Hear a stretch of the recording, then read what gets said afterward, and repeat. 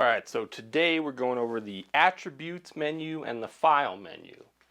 So I have this sample loaded up, flex sample. So if we go over to the attributes menu, you'll see a few different things here. So the first one is gain.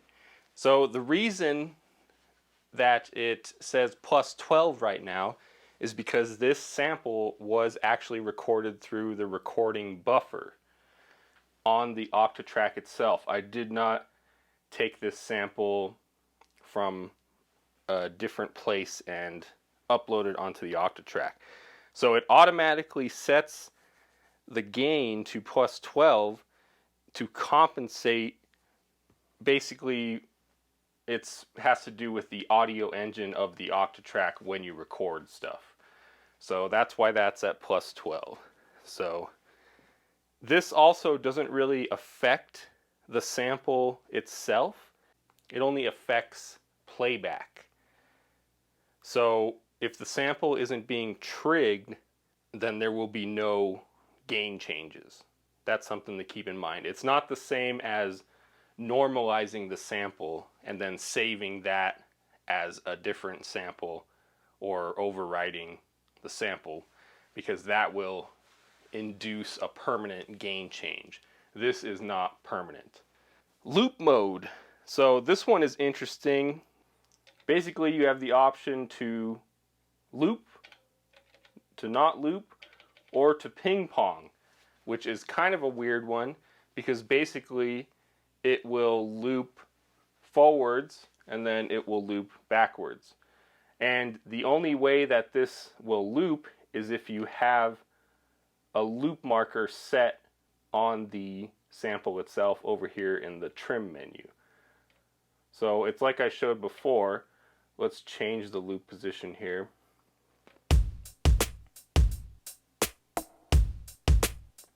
So once it catches up to the loop marker, it will start looping that section.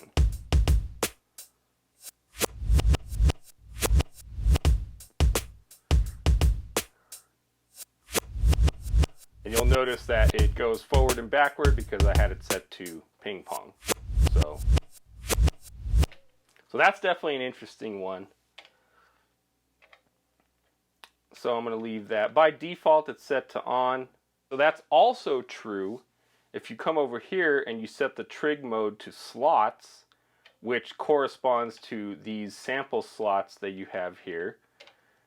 If you play it from here, I'm going to trig this sample. Then it's going to do exactly what we saw in the audio editor menu, where I had the loop point set closer to the end. So now you can see it ping-ponging back and forth.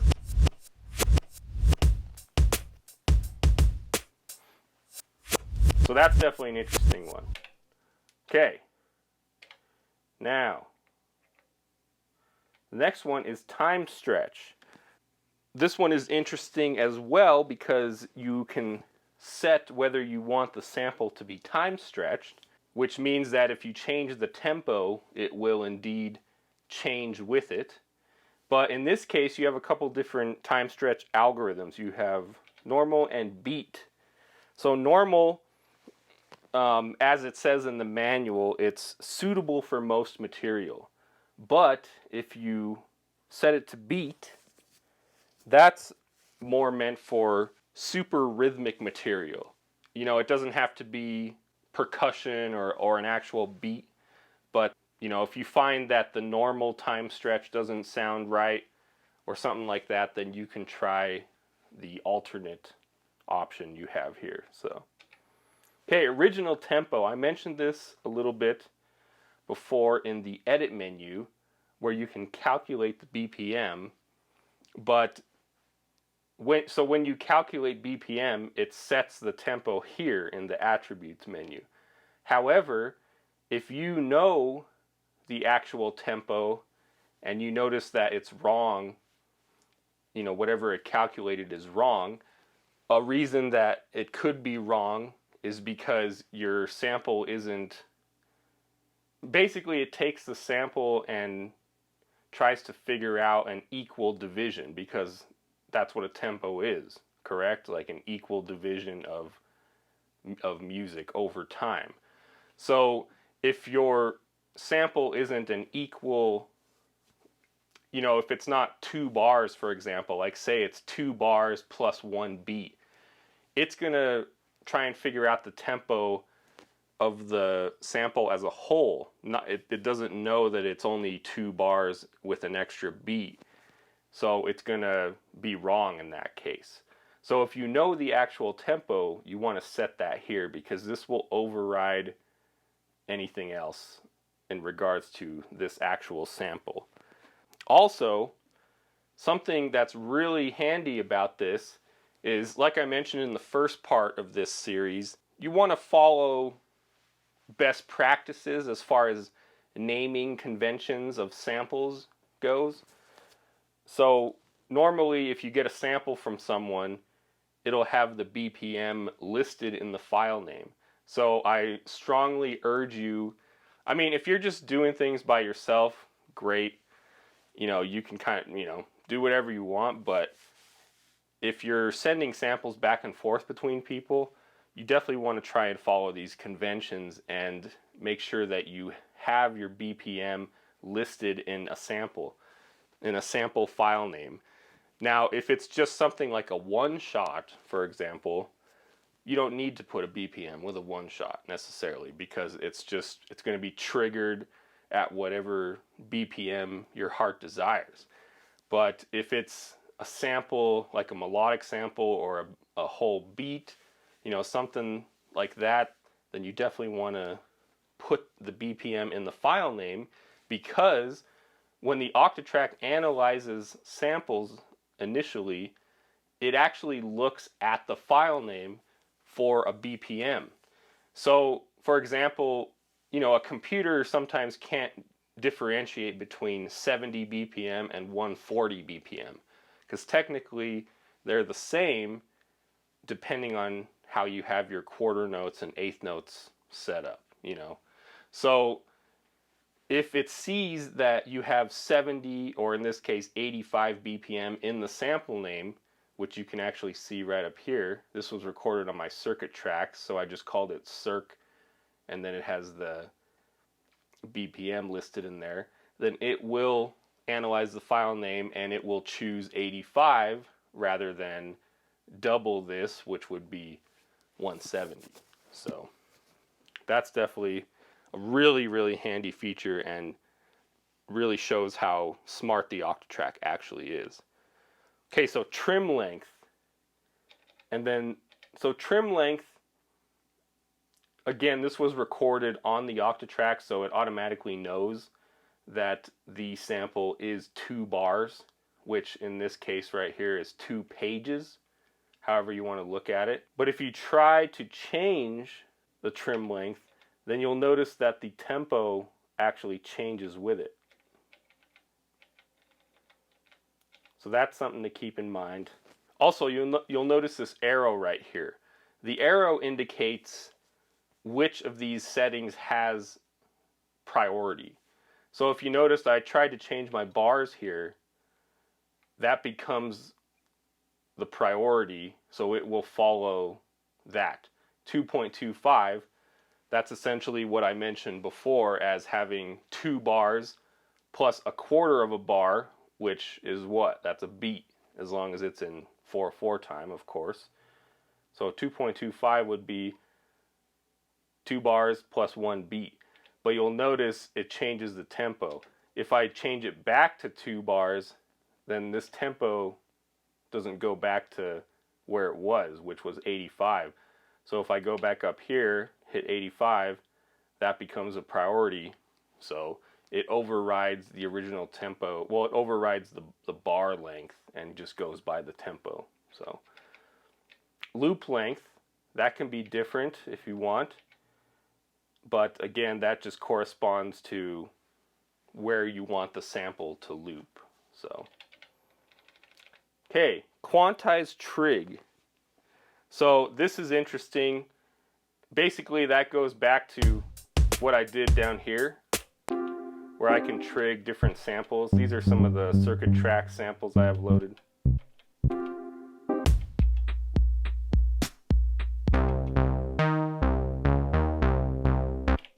So normally these samples in the sample slots are trigged manually, meaning whenever you press them, that's when it starts. And then it just plays to the end, or it plays based on your loop settings or whatever you have set in your audio editor. But if you set it to pattern length, or if you set it to any of these different bar settings here, then these samples will play according to this. So if this is confusing at all, then go back and watch my video about recording with the buffers here, about recording on the Octatrack. I believe the guitar looping video has that method where I use quantized recording. So that way, when you're playing the guitar, you don't need a pedal or anything like that in order to hit the record button when you start playing guitar. The method that I outlined in my guitar looping video is a method where you can press the recording button, and then what it means by quantized recording is it will start the recording according to how you have the quantized recording parameter set in the recording menu here. So anyway, essentially all that means is that, again, you don't have to press the button right as you start playing the guitar. It will automatically start recording for you. You just kind of have to, you could say, prime it to get ready to record. So when you press the button here, the record button, it gets ready to record at the next bar, or whatever you set it at, the second bar, or the next third bar, however you set it. So that way you can give yourself enough time to press the button and then put your hands back on the guitar to get ready to play. So that's essentially what this does, except it does it for the sample slots. So rather than start playing right when you press the trig, it will wait, depending on how you set this, like for example, pattern length. If you set it to pattern length and you press this, it's not going to start playing the sample until the next time the pattern repeats. So that's super handy if you're, I mean, you know, let's be real, most people have a ton of gear up on stage. You know, most of the time I imagine you're not going to be just running your Octatrack on stage. You're going to be having a bunch of different machines with you, especially if you're running the Elektron ecosystem. You might have a bunch of machines, you might have a synth, whatever it may be. So that way you can trig your samples basically automatically. You know, all you have to do is come over here, press the button, then you can go back to whatever it is you were doing. So that is super handy in my opinion. Okay, so that's it for the attributes menu. Let's go to the file menu. This one's pretty simple, pretty self-explanatory. Load new sample. You know, this is a load new sample is essentially the same way as double tapping the track and taking you to the sample list there, and then you can choose a new sample. Okay, save sample settings. This is where you go if you've made a bunch of edits on here. Like for example, you've set some loop points, you've set some slice points, you've set different things like that, and you want them to be saved. The great thing about this, as I mentioned in the first video of this series, is that the Octatrack is not destructive to samples unless you save it. Like for example, if you did a bunch of slice things and set some trim points and stuff, and you know, if you normalize something, for example, or reversed something, and you happen to lose power, or you turn it off without saving, or you change projects, the original sample will be preserved, which to me is amazing, because that way you know, say you're not at your computer right now, you're trying to run a DAW-less setup, and you can't, you know, go to your computer to reload the sample onto your card, or using electron transfer or whatever it may be, the original sample is always preserved on here. So if you want to save the settings that you made, hit Save Sample Settings, and that will actually create a separate file and then link it to the sample that you're working on. So that way,